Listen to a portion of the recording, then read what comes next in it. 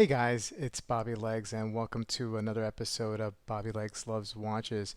And today I will be reviewing the NTH Amphion Vintage Gilt No Date.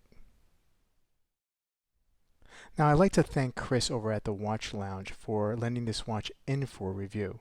Chris is a great guy. He knows his stuff. I have a link to his channel in the description below. Now, NTH is a micro brand that enjoys a huge following of loyal fans. To borrow from their website, because I think they really capture their credo really well here. NTH is about taking vintage inspiration and infusing it with new ideas, so you can think of it as either the NTH or nod to history, or nth for taking things to the nth degree. I think that's pretty evident here in a lot of their offerings, especially the Amphion Vintage Gilt. Additionally, I also think that this may be a pretty good affordable alternative to one of my favorite watches, and that is the Tudor Black Bay 58. But before we continue with the review, please remember to like and subscribe and click that bell icon to get notifications every time I upload a new video. I love making these videos, and I hope you like them too. So now let's get on with the review.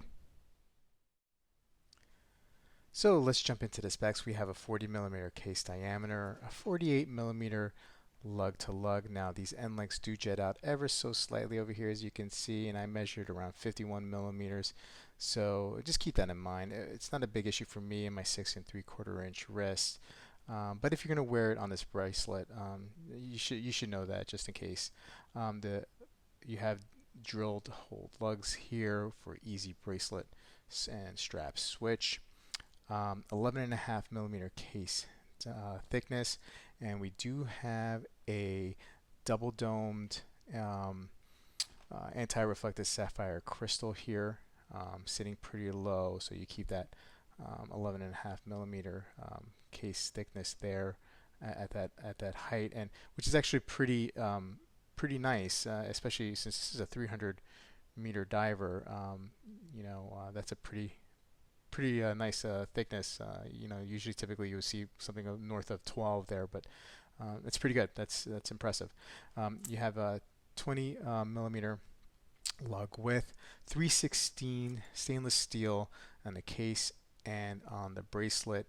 On the case it's mostly brushed. You do have this polished beveled edge here on both sides to break it up. This watch is really nicely finished for what you get in this price range. I definitely feel that 20 millimeter thickness on the bracelet, tapering down to 18. The buckle is what you would expect for a buckle of a micro brand in this price range. It's actually pretty decent. You have a double push button deployment here and a fold over clasp for extra security. NTH engraved in the buckle there. 6 micro adjust to get that perfect fit. You also do have screwed in links for easy link switch out. The case back is solid and relatively sterile. NTH engraved several spots there. 316L steel, sapphire over here, it says, referring to the crystal over the dial. Speaking of dial, we have a dark, black matted dial here, gilt around the hour hands and the minute hands, and then you have what looks like gilt printing around the hour markers around the dial. Now they looked a little raised there. Let me see if I could zoom in and get a decent zoom. Sorry guys, it doesn't look like it's focusing. Anyway, so you have a little raised effect there to give the dial some texture. This is a very warm feeling dial. Like I said, there was 300-meter water resistance. There's no crown guards on this, but you do have a nice big crown. I measured over 7 millimeters, so you can get a nice little grip.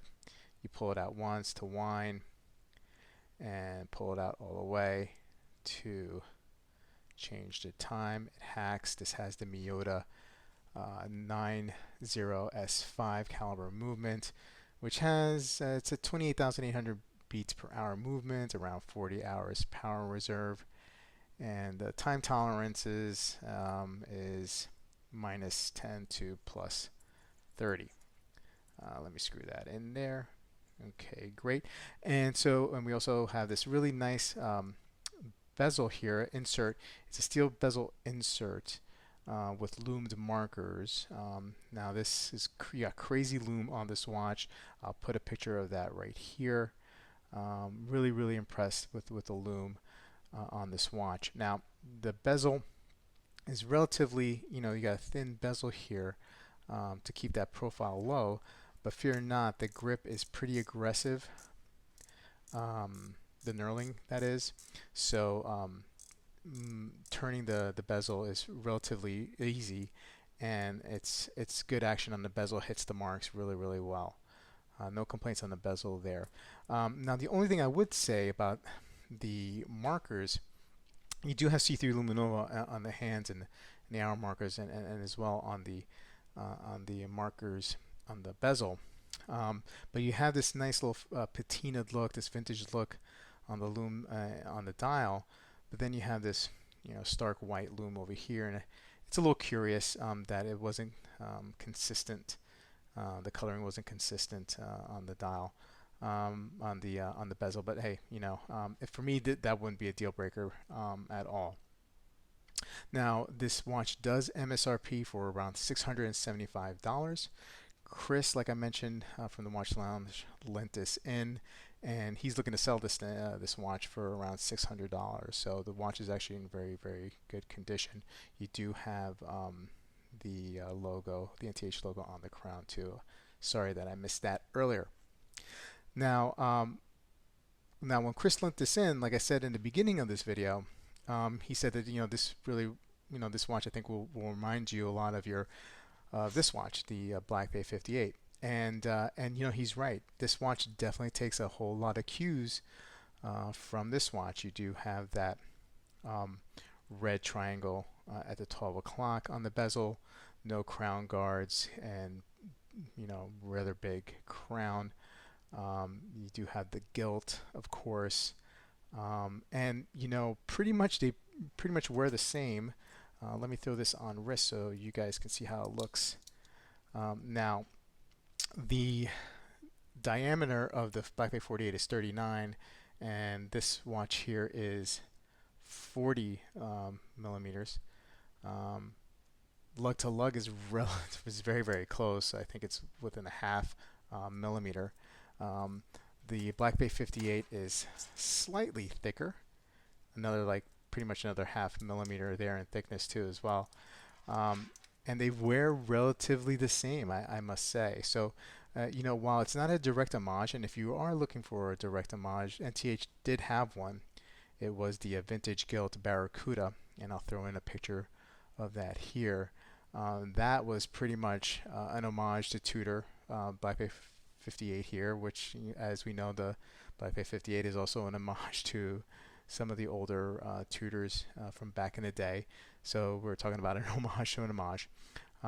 But if you want something close and vintage feeling, close to the Black Bay 58, but you don't want the exact same thing, maybe the snowflake hands isn't your thing.